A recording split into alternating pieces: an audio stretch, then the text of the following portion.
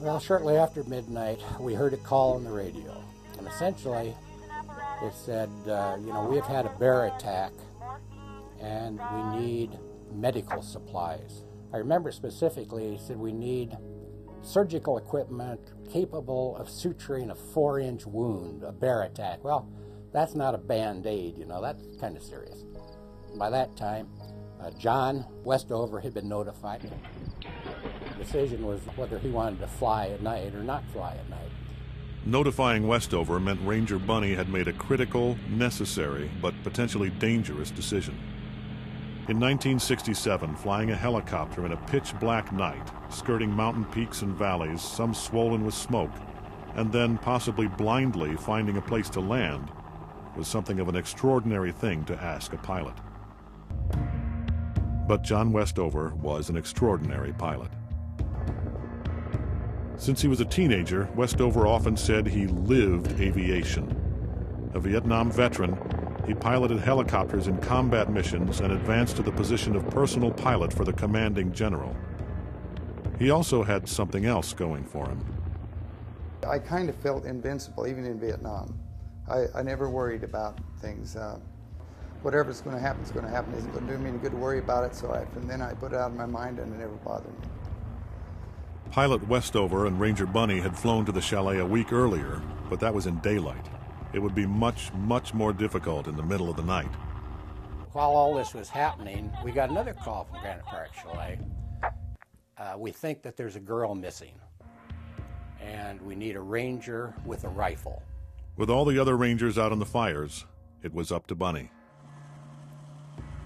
Went home and I got my rifle, the 300 Winchester Magnum, and I could hear the helicopter warming up by then. At the chalet, Joan Devereaux, whose father was an Army officer, took command, which essentially meant two immediate things. One, prepare the area just behind the chalet for an emergency nighttime helicopter landing. And two, stop the search party from going back into the night to find Julie until a ranger arrived with a rifle. Neither task was easy. 746, this is Fire Ranger Crash. Bunny called Joan again on the radio. We said we need a circle of lights around the hitch rack. That's where we want to land. We went out and built 4 big fires so that he could land in the middle of them. The group also brought out flashlights to help guide the helicopter. A Bell 47G, a slow but turbocharged aircraft that was particularly suited for flying over high-altitude mountainous terrain. We had nothing but a little glimmer to shoot toward. And we knew what altitude we were flying, and we knew what altitude that the chalet was, so we stayed above that. Ranger Bunny tried reading a topographical map in the red glow of the helicopter panel to guide Westover over and around mountains and ridges. It was absolutely black that night. This helicopter did not have instrumentation for instrument flight. You asked earlier about if I was ever scared. I didn't think of it in those terms, but as I looked down at my knuckles, they were white, so I was gripping the controls. As he was descending, I guess some people were shining their flashlights at the helicopter. And there's a property of plastic that had absorbed that light. And all of a sudden, the inside of that helicopter was just like daylight. And you couldn't see a thing outside of the bubble. So we called and told them, no, shine your lights down on the ground. And we landed to the flashlights in the bonfire. I took a lot of courage and guts to come in and bring that helicopter in the middle of the night and land. Incredibly, another attack in another part of the park was only minutes away. Copy 746. Much of the drama and tragedy at Granite Park that night was picked up by other ranger stations equipped with shortwave radios. Leonard Landa and his family spent that summer at the Lake McDonald Ranger Station and were asleep when Joan Devereaux's first emergency calls from Granite Park Chalet crackled over the radio. Landa and his wife listened as the drama unfolded over their radio. I mean, it was a miracle story. The fact that they built bonfires at Granite Park This guy flew this helicopter in and picked up the injured party and flew them out in the middle of the night.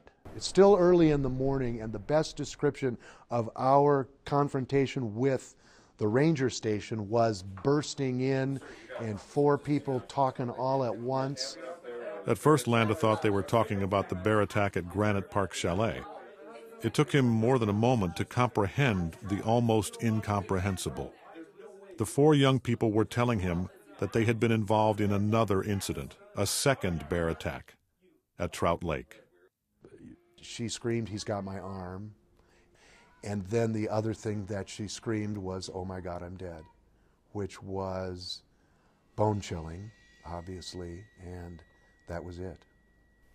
After hearing and finally piecing together and understanding what had happened, Landa telephoned headquarters. They gave him the go-ahead to take his rifle and head to Trout Lake. Landa asked Paul and Ron to go back in with him. Someone at headquarters told another ranger, Landa's friend Bert Gildart, to follow them. The other people included a local fisherman who had arrived on horseback and helicopter pilot John Westover. Earlier, Westover had flown Julie Helgeson's body out of Granite Park, and almost as soon as he returned to his bunk, he was awoken. They came and woke me up again.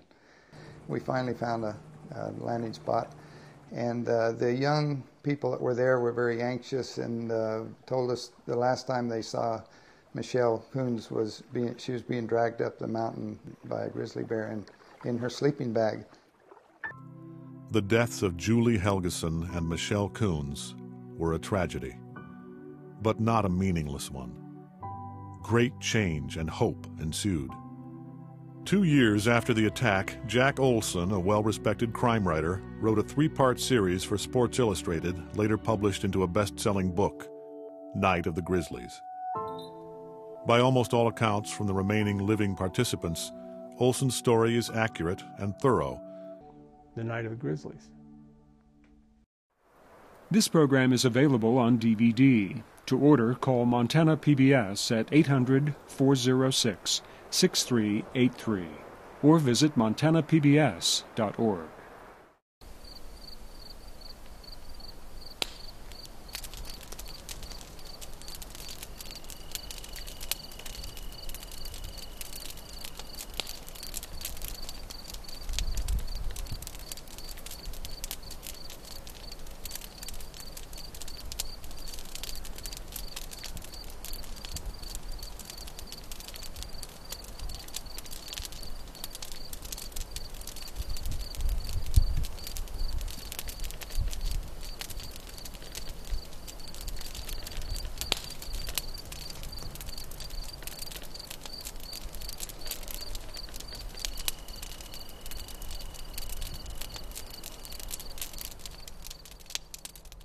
This program was made possible with support from the Greater Montana Foundation, the Montana Cultural Trust, the Friends of Montana PBS, the University of Montana, and from viewers like you. Thank you.